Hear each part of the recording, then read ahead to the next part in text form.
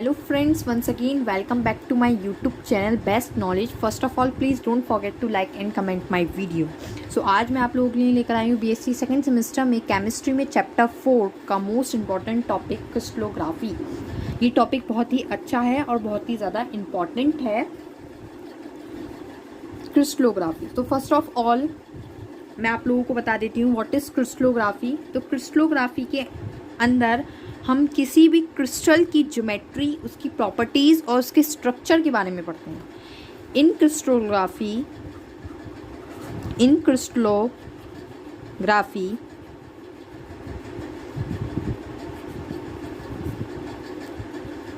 हम किसी भी क्रिस्टल की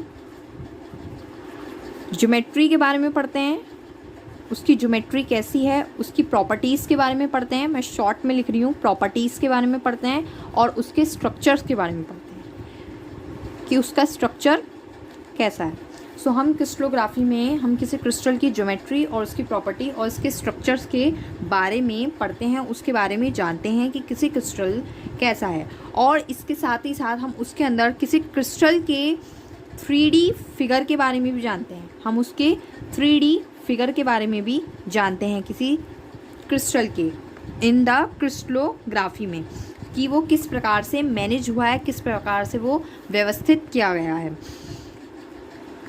और उसकी शेप्स के बारे में पढ़ते हैं, उसकी ज्योमेट्री शेप्स के बारे में, फिगर्स के बारे में हम सब कुछ क्रिस्टलोग्राफी के अंदर ही पढ़ते हैं। तो आई थिंक आपके क्लियर हो गया होगा कि व्हाट इज़ क्रिस्टलोग्राफी। जिस क्रिस्टलोग्राफी में हम क्रिस्टल्स की geometry, properties, structure, 3D figure और उसके शेप्स के बारे में डिस्कस करते हैं और उसके बारे में जानते हैं।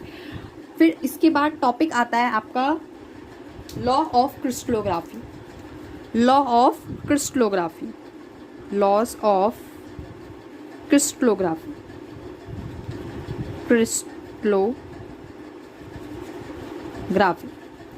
सो क्रिस्टलोग्राफी के अंदर दो लॉ होते हैं हमारे।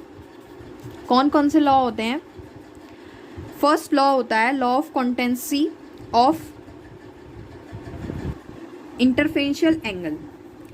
फर्स्ट लॉ जो होता है और सेकंड लॉ, दो लॉ होते हैं इसमें।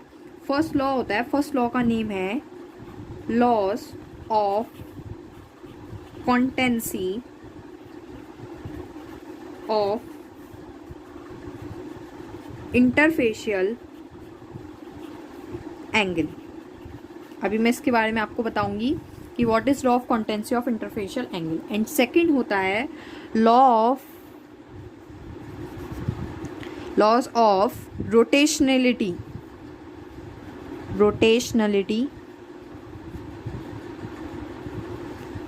Of intercepts.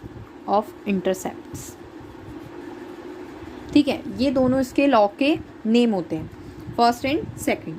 तो फर्स्ट लॉ क्या कहता है? फर्स्ट लॉ यह कहता है कि किसी भी क्रिस्टल की शेप्स के बारे में जानने के लिए, उसकी ज्योमेट्री के बारे में जानने के लिए ये जानना बहुत ज़रूरी है कि उसको कैसे बनाया गया है, यानी कि उसका मेथड ऑफ प्रिपरेशन कैसा है। फ्रेंड्स, मैं थ्योरी बहुत कम लिखवाती हूँ, लेकिन मैं बिल्कुल जो बोलती हूँ वो सॉलिड बोलती हूँ, जो टॉपिक्स में लिखवाती हूँ वो सॉलिड। क्रिस्टल में आपने क्या पढ़ा, मैंने पूरी लैंग्वेज में लिखवा के आपको बता दिया क्रिस्टलोग्राफी में आप क्या पढ़ेंगे। इसके लॉ के नेम लिखवा दिए, मेन टॉपिक हेडिंग डालकर आप ये लिखना लॉ ऑफ क्रिस्टलोग्राफी और दोनों के टॉपिक लिखना। इसके अंदर मैं बता रही हूँ, इस लॉ के अंदर law of constancy of interfacial angles के अंदर आप क्या पढ़ते हैं? आप ये पढ़ते हैं कि कोई भी क्रिस्टल इस बात पर डिपेंड करता है कि वो किस तरह से बनाया गया है।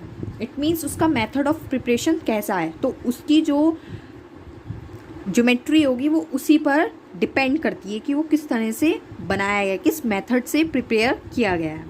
सो ये जो फर्स्ट लॉ है वो यही कहता है, जो बात मैंने अभी कही है। और साथ में एक बात और कहता है कि जो उनके साइड्स होते हैं, उन साइड्स के एंगल्स के बीच में जो एंगल होता है वो ऑलवेज सेम होता है। ऑलवेज क्या होता है? एंगल सेम होता है।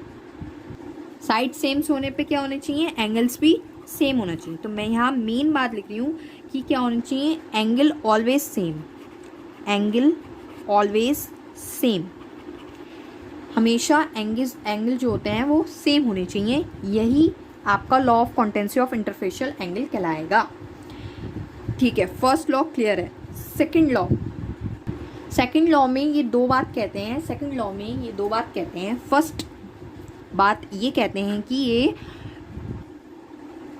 कोई जो हमने क्रिस्टल लिया है उसकी जो तीनों एक्सिस होती हैं, x axis, y axis and z axis, 3D में ही पढ़ते हैं हम, तो जो तीनों एक्सिस होती हैं वो एक दूसरे से 90 डिग्री पर हो, एक दूसरे से परपेंडिकुलर हो, एक दूसरे पर परपेंडिकुलर हो।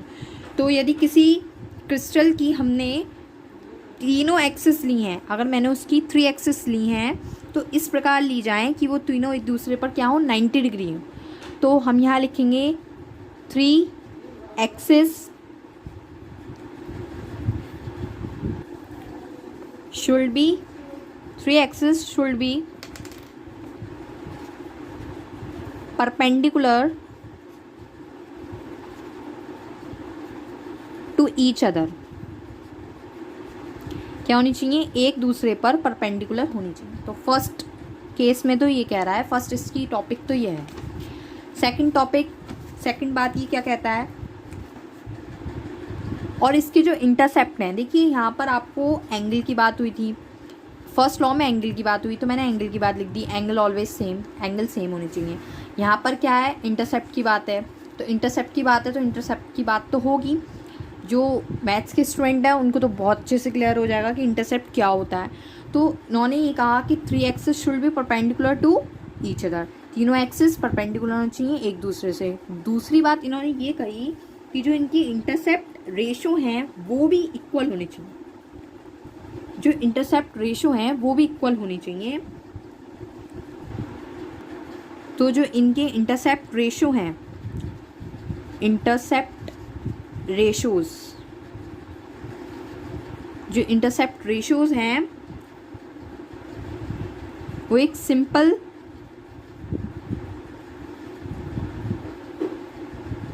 इंटरसेप्ट्स जो हैं वो सिंपल रेशो में होने चाहिए।